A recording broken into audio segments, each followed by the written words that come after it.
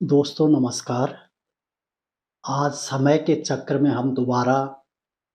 आ गए हैं और ये किस प्रकार से है, ये मैं आपको थोड़ा बताना चाहता हूँ कि पहले आर्य लोग रहते थे उत्तराखंड में। मैं उत्तराखंड की बात करना चाह रहा हूँ क्योंकि आजकल हम उत्तराखंड के विषय में, उत्तराखंड की जो परिस्थितियाँ हैं, उनके बारे में आंदोलन भी कर रहे हैं और लोगों को जगा भी रहे हैं। तो उसी कड़ी में एक कड़ी मैं भी जोड़ना चाह रहा हूँ कि जब आर्य लोग पहले उत्तराखंड में रहते थे तो फिर अ, वहाँ खस लोग आए। खस जो ईरान, इराक और खस पहाड़ियों से होते हुए पूरे हिमालय रीजन में फैले, उनमें से जम्मू-कश्मीर, हिमाचल, उत्तराखंड और आपका ये मेघालय, मणिपुर, तिब्बत और कई वो अरुणाचल तक ये फैले। तो ये खस जाति के नाम से खस बोला जाता था। तो ये काफ़ी मेहनती होते थे और इन्होंने जो है उत्तराखंड में सीढ़ीनुमा खेती का शुरुआत करी और धीरे-धीरे अनाज बोया और खेती करना सिखाया और इस प्रकार से उनका जीवन शैली चलने लगी। तो वो जो आर्य लोग थे वो खेती करना नहीं जानते थे, वो सिर्फ़ गौ-मांस या फल-फ्रूट इन पे या जंगली जानवरों के मांस भक्षण पे ही निर्भर किया करते थे। तो वो भी धीरे-धीरे खेती करना सीखे, लेकिन उनके पास खेत की ज़मीन नहीं थी, जो कि खास लोगों ने हथिया ली थी और जो अच्छे-अच्छे जगह थी वहाँ उन्होंने अपने खेत बना लिए थे। तो वो जो मूल जाति थी वहाँ की आर्य, वो उनके गुलाम से बन गए और फिर वो उनके खेतों में ही काम करके अपनी मज़दूरी पर जीने लग गए। इस प्रकार से वो धीरे-धीरे वहाँ के आर्य लोग जो हैं वो कमज़ोर होते गए और इस प्रकार से हम देखते हैं कि धीरे-धीरे ये जो खास लोग थे, ये उत्तराखंड की जो वहाँ की जो परिस्थिति थी उसके अनुसार ढल के वे अच्छे से अपने रीति-रिवाज़ों को भी अपनाने लग गए और आज जब मैं खस जो उत्तराखंड में राजपूत बने, विकास का अपने समय पर चरम पर पहुँच गया था। जो ये खस लोग बने, इन्होंने चरम पे पहुँचा दिया था विकास को और समाज में खुशहाली फैल गई।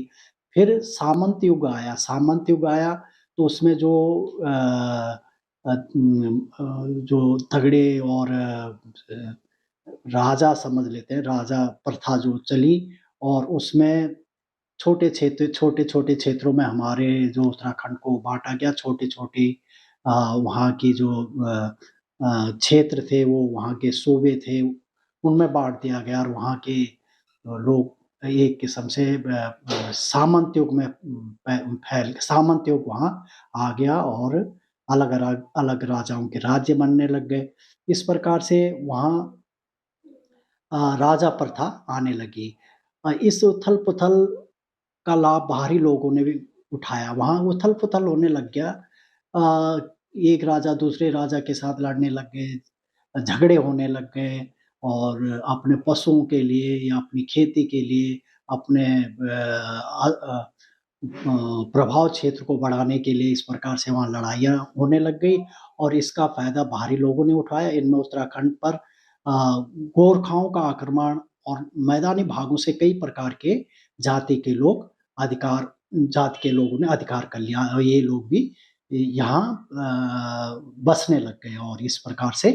बाहरी लोग धीरे-धीरे वो जैसे गोरखाओं का आक्रमण हुआ वहाँ, तो ये लोग भी वहाँ आकर इन्होंने भी अपना अधिकार जमाना शुरू कर दिया और वहाँ के जो आर्य लोग तो काफ़ी दिन हो गए थे कि वो एक किस्म से गुलाम से बन गए थे, लेकिन जो ये खस जाति के राजपूत थे, ये भी धीरे-धीरे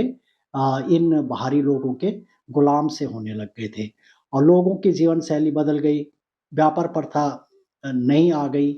लोगों का रहन-सहन, खान-पान सब बदल गया। तो इस प्रकार से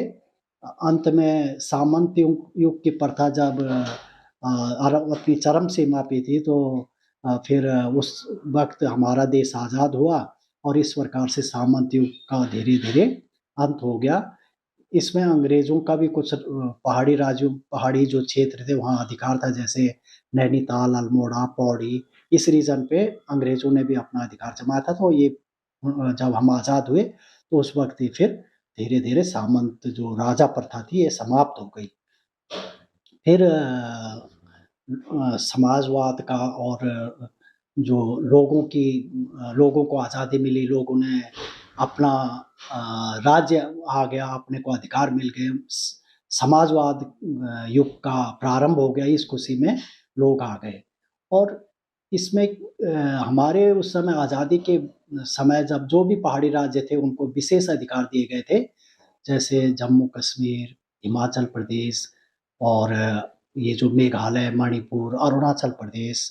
आसाम, त्रिपुरा, ये जो पहाड़ी राज्य हैं, इन्हें पहाड़ी राज्य होने के कारण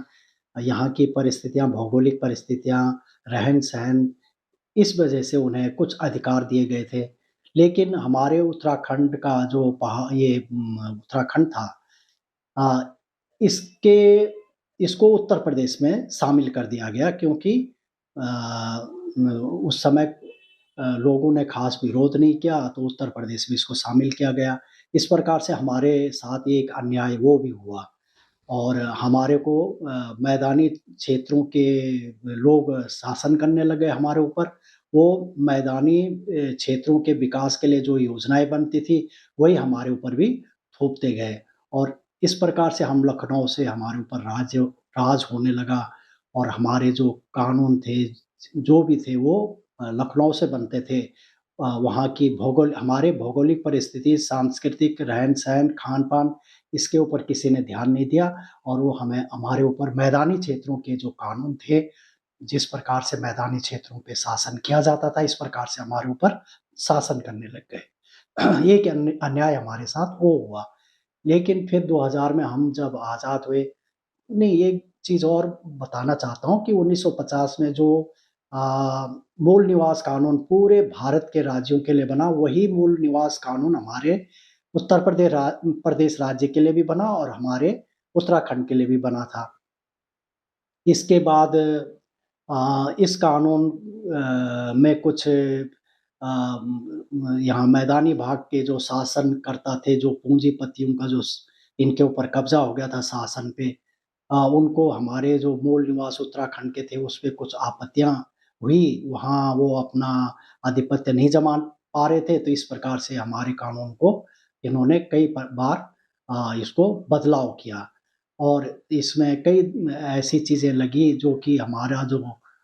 ज़मीन थी, जो हमारे उस समय के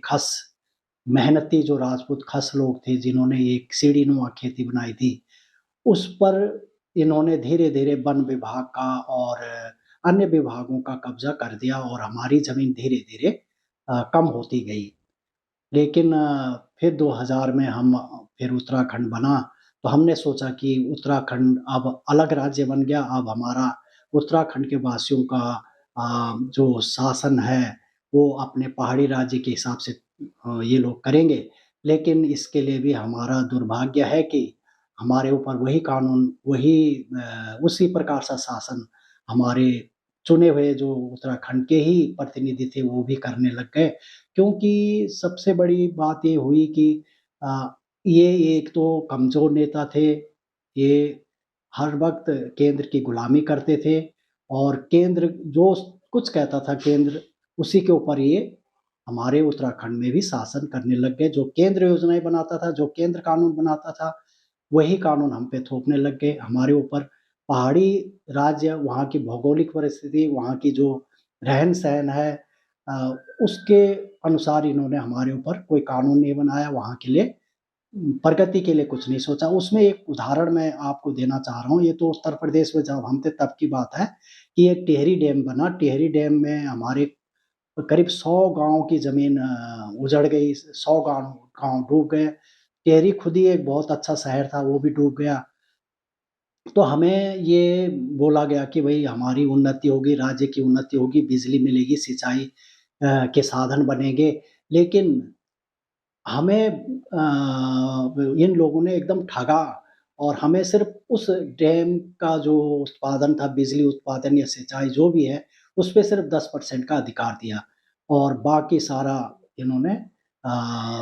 मैदानी क्षेत्र के जो राज्य थे जैसे दिल्ली, हरियाणा, पंजाब या उत्तर प्रदेश, इनको हमारी बिजली सस्ते रेट पे बेच दी और हमें 10% इसका हिस्सा दिया। तो जो कि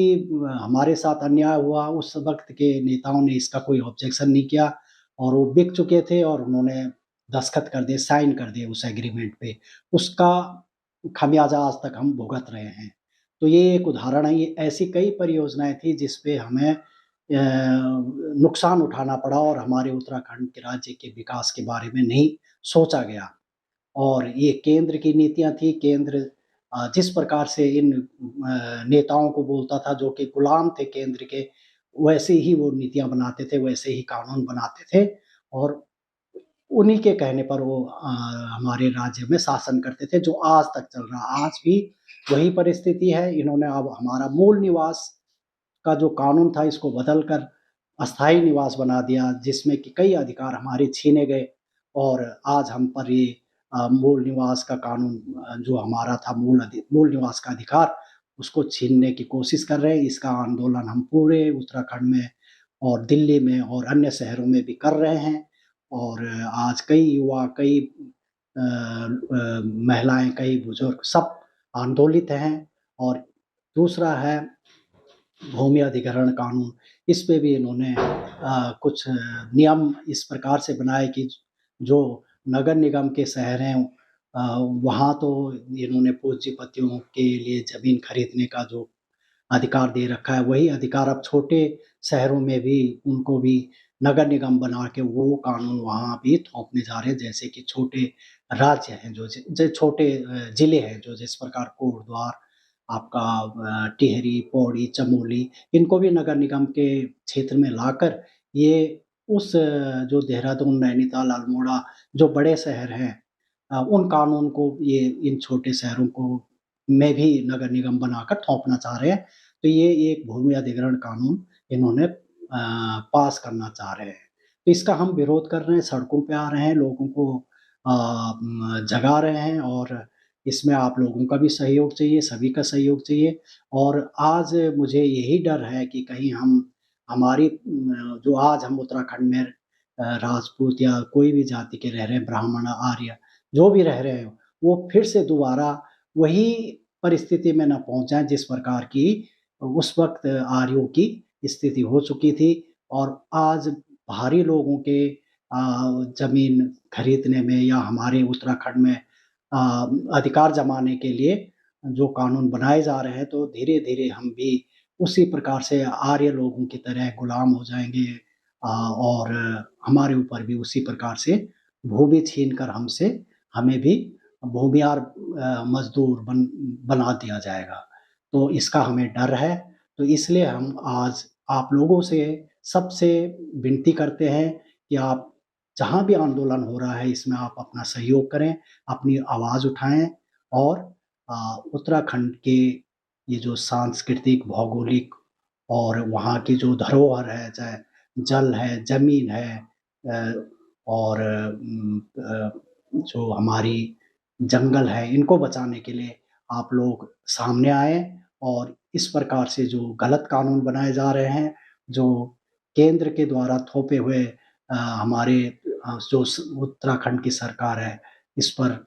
जो दबाव दिया जा रहा है, उसका विरोध करें और अगर आप अपनी शक्ति को दिखाएँगे तो ये कानून भी वापस हो जाएँगे। यही मैं आप लोगों से विनती करता हूँ और इस वीडियो को आगे भी सब्सक्राइब कर दीजिए, शेयर कीजिए जिससे कि लोग जान सकें कि आज सड़कों पे क्यों उतर रहे हैं लोग और वो भी आकर सड़कों पर ऐसे गलत कानूनों का विरोध करने के लिए उतरे हैं। धन्यवाद। जय उत्तराखंड।